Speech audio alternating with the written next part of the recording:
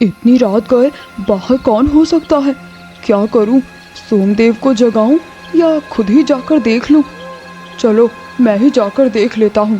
लगता है अढ़ैया गहरी नींद में है, लेकिन मुझे एक बार उससे मिलना ही होगा, क्योंकि उसने जो भी किया वो ठीक नहीं किया।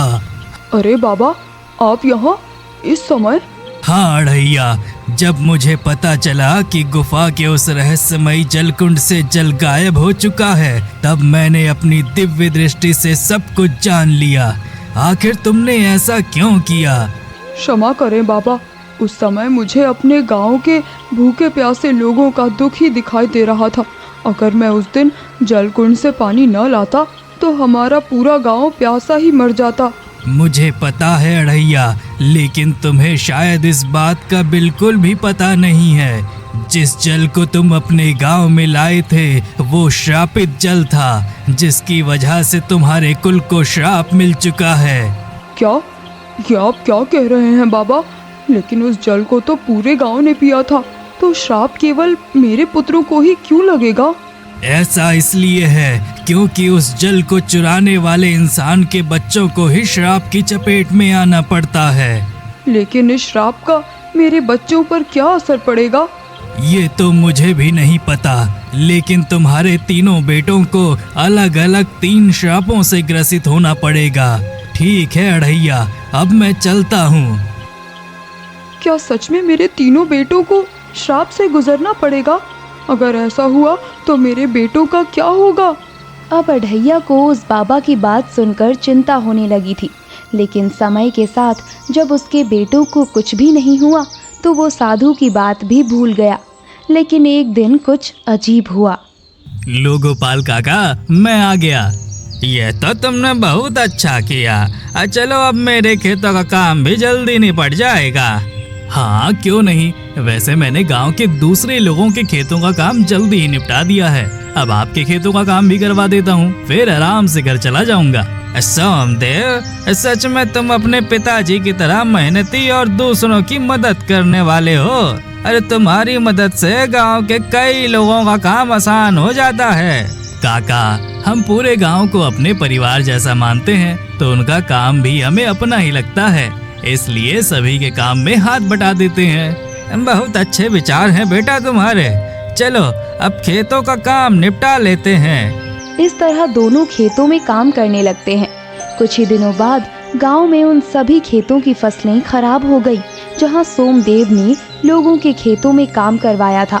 इसके बाद भी कई बातें हुई जिनकी वजह से सोमदेव को मनहूस कहा जाने लगा। उधर नकुल के साथ भी कुछ अजीब हो रहा था। सोमदेव बेटा, मैं पिछले कई दिनों से देख रहा हूँ कि नकुल सोते सोते ही झोपड़ी से बाहर निकल जाता है। हाँ पिताजी, ये तो मैंने भी देखा है, बल्कि एक दिन तो मैं उसे खुद पकड़कर झोपड़ी में लेकर आया था। कुछ समझ में नहीं आता कि नकुल को क्या हो गया है। गोपाल काका, पता नहीं मुझे क्यों लगता है कि हमारे गांव के पास वाली नहर का पुल अचानक टूट जाएगा। बेटा, ऐसा कहानियों में होता है, कोई कुछ कहे और फिर अचानक वैसा ही हो जाए। ये सब फिल्मों में ड्रामे होते हैं। विष्णु बेटा, जिस पुल के बारे में तुम बात कर रहे हो वो 100 साल से भी ज्यादा पुराना है, उसे कुछ नहीं होगा। काका, ये तो आने वाला समय ही बताएगा।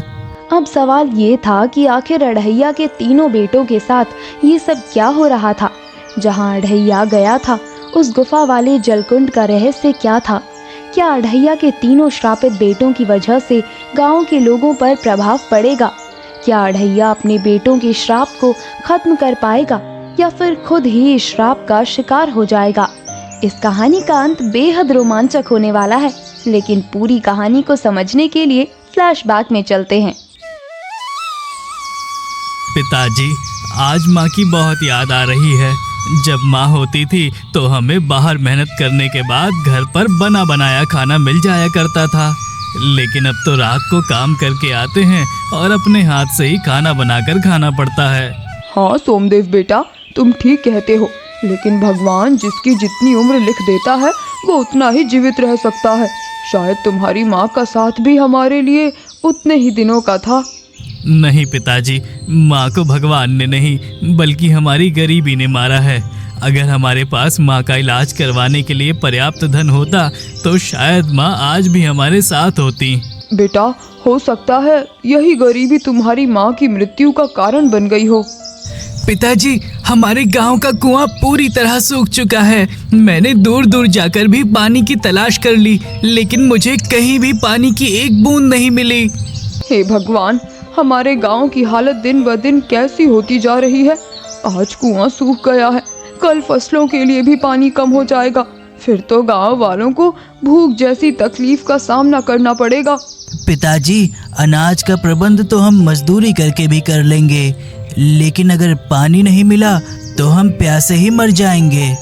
अगले दिन पूरे गांव में पानी की कमी देखकर हाहाकार मच जाता है। तभी कुछ लोग आपस में बात कर रहे होते हैं। लगता है हमारे गांव में सूखा पड़ने वाला है, लेकिन हम अब इस परेशानी का सामना कैसे करेंगे? हमारे गांव के आसपास ना कोई नदी है, ना ही कोई तालाब। अब तो उस गुफा वाले जलकुंड का ही सहारा दिखाई देता है। गुफा वाला जलकुंड, ये कहाँ है?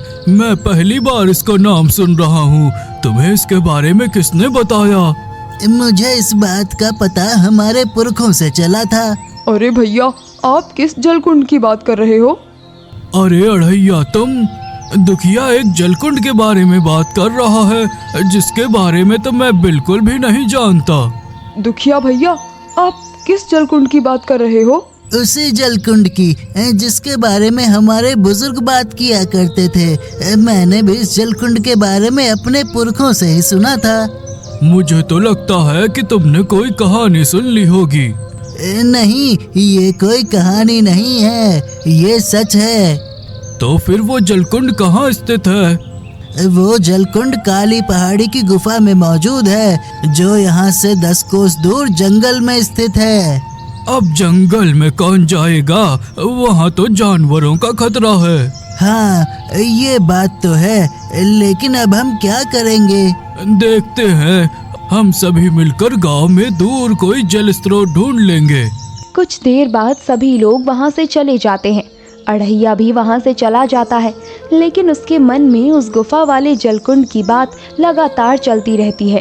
अगर किसी तरह कोई उस जलकुंड तक पहुँच जाए तो हो सकता है हमारे गांव में पानी की पूर्ति हो सके। पिताजी, आप कहाँ चले गए थे? कहीं नहीं बेटा, बस गांव के कुछ लोगों के पास रुक गया था। गांव के सभी लोग आने वाली मुसीबत को लेकर परेशान हैं। पिताजी, अब क्या होगा? अगर गांव में पानी नहीं बचा तो अनर्थ हो जाएगा। अच्छा सोचो सोमदेव, हो सकता है आने वाले समय में कुछ अच्छा हो सकता है हमें कोई जल स्रोत मिल जाए। ठीक है पिताजी, देखते हैं क्या होता है। कुछ देर बाद सभी लोग खाना खाकर सो जाते हैं, लेकिन अढ़ैया रात भर उसी जलकुंड के बारे में सोचता रहा। सुबह होते ही सोमदेव उठता है तो वो देखता है कि अढ़ैया घर में नहीं था। अरे पिताजी, इतनी सुबह सुबह कहाँ चले गए? कहीं पिताजी किसी जल स्रोत की खोज में तो नहीं निकल गए? चलो मैं भी खेतों का काम खत्म कर लेता हूँ। उधर अढ़ैया एक मटके के साथ जंगल में होते हुए आगे बढ़ता चला जा रहा था। धीरे धीरे वो 6 कोस आगे निकल चुका था। सच में यहाँ तो जंगल काफी सुनसान लगता है, लेकिन चाहे जो भी हो मुझे उस जलकुंड को ढूंढना ही होगा। अब अढ़ैया हिम्मत करके आगे बढ़ने लगता है और 4 कोस और आगे बढ़ जाता है। तभी उसे वहाँ सच में एक काली पहाड़ी पर गुफा दिखाई देती है। अब वो उसके अंदर जा पहुँचता है। लगता है ये वही जलकुंड है जिसके बारे में दुखिया भैया बात कर रहे थे, लेकिन इतनी सुनसान जगह पर ये साधु बाबा कौन है जो अपने ध्यान में लीन है? मुझे इनके पास जाकर एक बार इस जलकुंड के बारे में पूछ लेना चाहिए। तुम कौन हो ब्राह्मण, और यहाँ तक कैसे पहुँचे?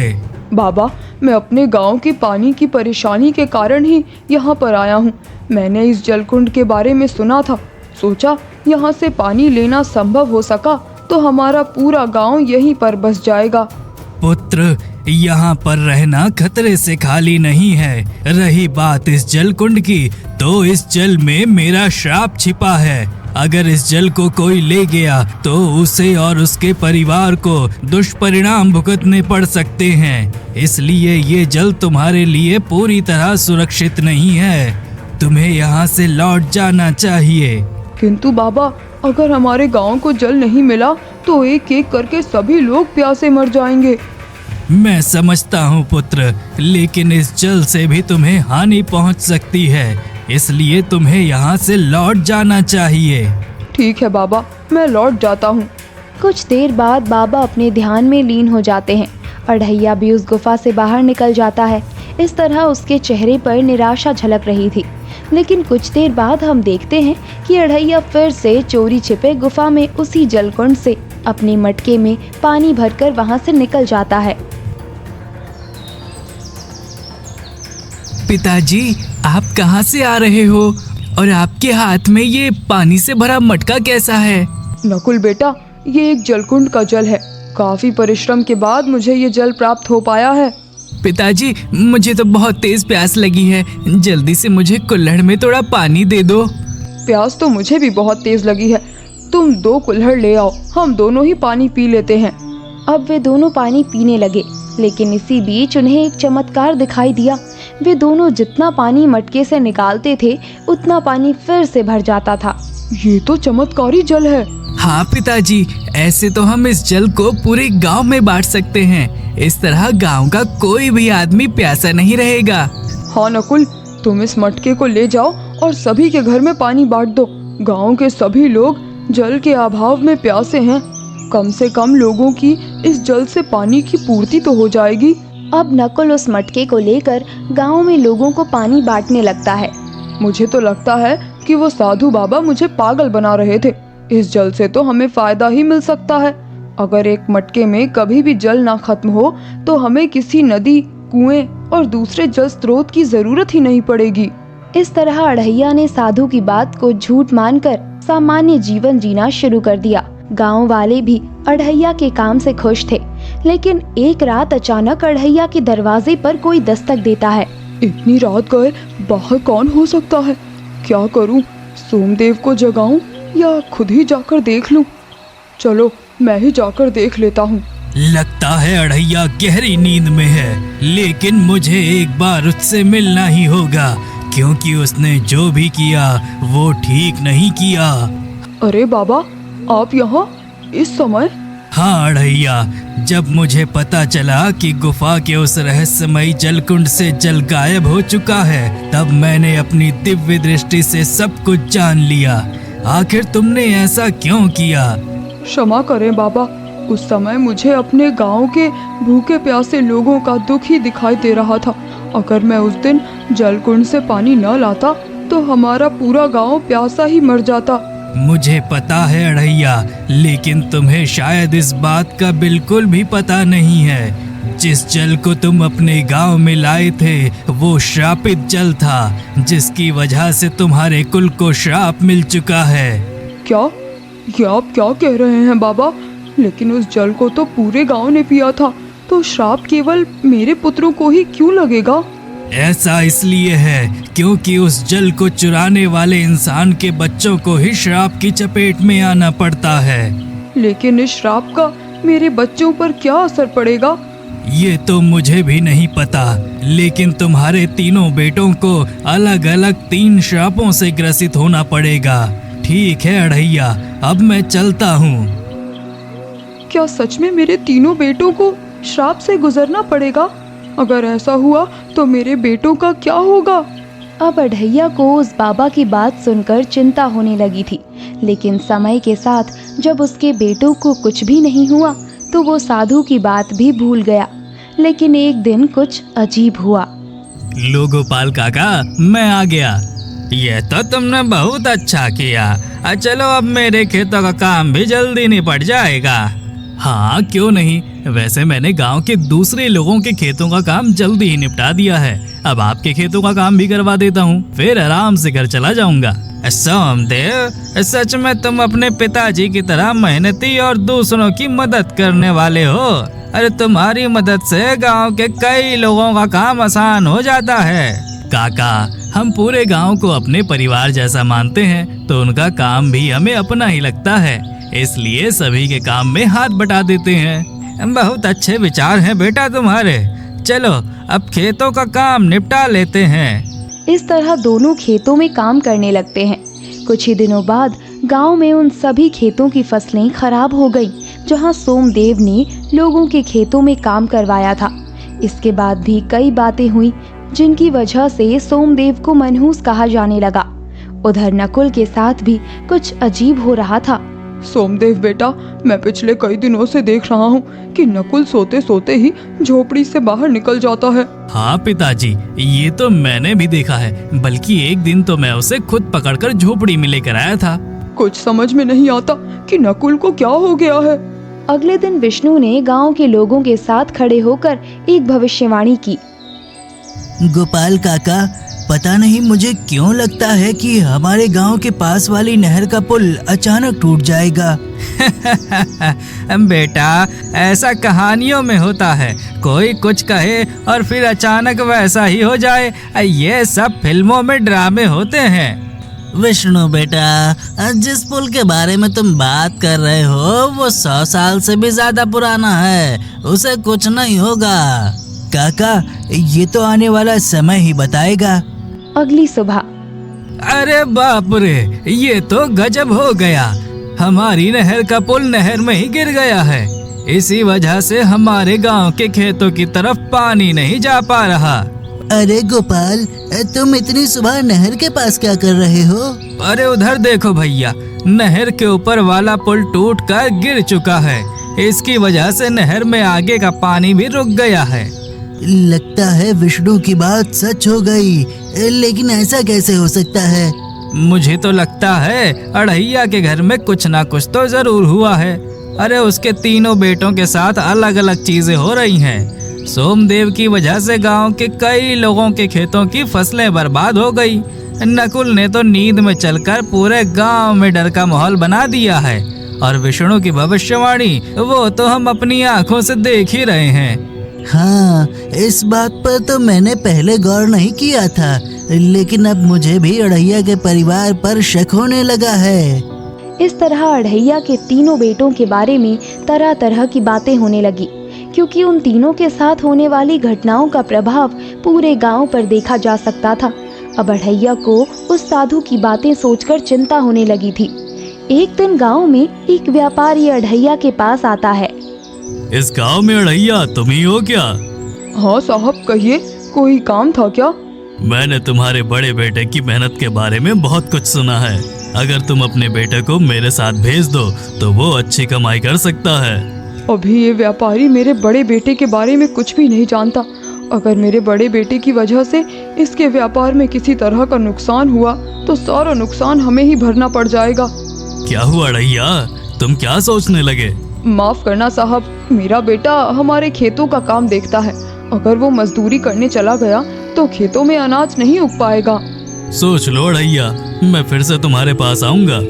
कुछ देर बाद व्यापारी वहाँ से चला जाता है। कुछ दिन बाद एक तांत्रिक अड़हिया के घर आता है, जो उसके दूसरे बेटे के बारे में कुछ बताता है। ये आप क्या बोल रहे हो बाबा? क्या सच में नकुल पर किसी शक्ति का प्रकोप है? हाँ बच्चा, नकुल को इस संसार में कोई भी ठीक नहीं कर सकता।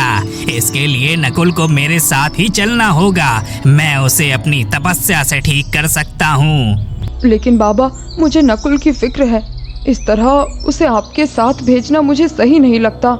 सोच लो बच्चा, अगर नकुल ज्यादा दिन ऐसे ही रहा तो वो अपनी जान गंवा बैठेगा। अभी तो ये काली शक्तियों की शुरुआत है। धीरे धीरे नकुल अंदर ही अंदर खत्म होने लगेगा। कोई बात नहीं बाबा, अगर नकुल को ज्यादा दिक्कत होगी तो मैं आपको जरूर बताऊंगा। जैसी तुम्हारी इच्छा बच्चा, लेकिन ध्यान रहे कहीं ज्यादा देर ना हो जाए। इस तरह वो तांत्रिक अपनी योजना में असफल होकर वहाँ से चला जाता है। कुछ दिन बाद नकुल रात में गायब हो जाता है। ये देखकर अड़हिया, सोमदेव और विष्णु उसकी खोज में निकल जाते हैं। आखिर नकुल इतनी रात में कहाँ जा सकता है? मुझे तो अब उसकी चिंता होने लगी है, कहीं वो किसी मुसीबत में ना पड़ जाए। मुझे लगता है कि नकुल उसी जलकुंड वाली गुफा में गया है। हमें उसी गुफा में चलना चाहिए। वो गुफा तो यहाँ से बहुत दूर है। लेकिन हमें नकुल के लिए वहाँ पर जाना ही होगा, भले ही हमें वहाँ जाने में रात से दिन हो जाए। ठीक है, हम वहीं चलते हैं। अब घंटों का सफ़र तय करने के बाद वे गुफा में पहुंच जाते हैं। वहां नकुल उसी जलकुंड में डूबता जा रहा था। तभी सोमदेव आगे दौड़ जाता है। नकुल, तू चिंता मत कर, हम सभी यहीं पर आ चुके हैं। भैया, मुझे बचा लो, मुझे बचा लो। पता नहीं कैसे मैं इस जलकुंड में आ पहुंचा। मुझे बचा लो, मैं यहाँ डूबता जा रहा हूँ। शांत हो जा नकुल, मैं तुझे बचा लूंगा।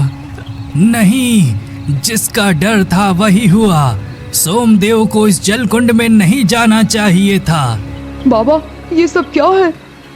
ये सब श्रापित जल का प्रकोप है। मैंने तुम्हें पहले ही चेतावनी दी थी कि ये जल श्रापित है। बाबा, मुझे सच में आपकी बातों पर यकीन नहीं हुआ था, लेकिन जब मेरे तीनों बेटों पर इसका असर होना शुरू हुआ तो मुझे आपकी बातों पर यकीन होने लगा। अब आप ही हमारा मार्गदर्शन कर सकते हैं। इसी बीच सोमदेव और नकुल की चीख निकल जाती है। इधर विष्णु भी बेहोश होकर जमीन पर गिर पड़ता है। आह पिताजी, हमारा शरीर आग की तरह जल रहा है। आह, ये सब क्या हो रहा है? पानी में होकर भी हमारा शरीर आग की तरह क्यों जल रहा है? ये सब श्राप का परिणाम है। विष्णु बेटा, तुम्हें क्या हो गया? उठो बेटा। बाबा, ये सब क्या हो रहा है? कृपया हमारा मार्गदर्शन कीजिए। पुत्र, तुम्हारे तीनों बेटों के अंदर श्राप का असर है। अब ये तीनों श्राप इनके शरीर से निकलकर जब एक जगह केंद्रित होंगे तभी मैं कुछ कर पाऊंगा। ये कैसे होगा बाबा? कोई तो उपाय होगा। इसके लिए एक इंसान का शरीर चाहिए होगा जिसमें तीनों के श्राप को एकत्रित करके मैं इन तीनों के श्राप मुक्त शरीर में अपनी शक्ति भर दूंगा। इसके बाद वो श्राप इनके शरीर में दोबारा प्रवेश नहीं कर पाएगा। ठीक है बाबा, आप इन तीनों का श्राप मेरे शरीर में कर दीजिए। इसके बाद आप अपनी आगे की प्रक्रिया पूरी कर सकते हैं। पुत्र, तुम्हें सोच समझकर ही निर्णय लेना होगा, क्योंकि इससे तुम्हें हानि पहुंच सकती है। बाबा, मैंने अच्छे से सोच लिया है। मैं अपने तीनों बेटों को श्राप मुक्त देखना चाहता हूँ। इसके लिए मैं कुछ भी करने को तैयार हूँ। अब वो साधु तीनों भाइयों के शरीर से श्राप बाहर निकालकर अढ़ैया के शरीर में भर देता है। इसके कारण अढ़ैया का शरीर एकदम बूढ़ा हो जाता है। अब वो सोचने समझने की शक्ति खो चुका था, लेकिन उसके तीनों बेटे श्राप मुक्त हो चुके थे। पिताजी, ये आपको क्या हो गया है? ये आपने क्या कर डाला पिताजी? आपने हमारे लिए खुद को हानि पहुंचा ली। हम हर हाल में पिताजी को अपने साथ ले जाएंगे। पुत्रों, अब अढ़ैया इसी अवस्था में रहेगा। कोई भगवान का चमत्कार ही उसे ठीक कर सकता है, अन्यथा कुछ भी नहीं हो सकता।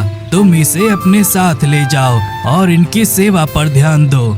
कुछ देर बाद वे सभी अपने गांव लौट जाते हैं। इसी दौरान गांव में तेज बारिश से कुआं भर चुका था। गांव में चारों तरफ हरियाली फैल चुकी थी। जब गांव को अढ़ैया के बारे में पता चला तो सभी ने मान लिया कि अब उनका गांव श्राप से मुक्त हो चुका है।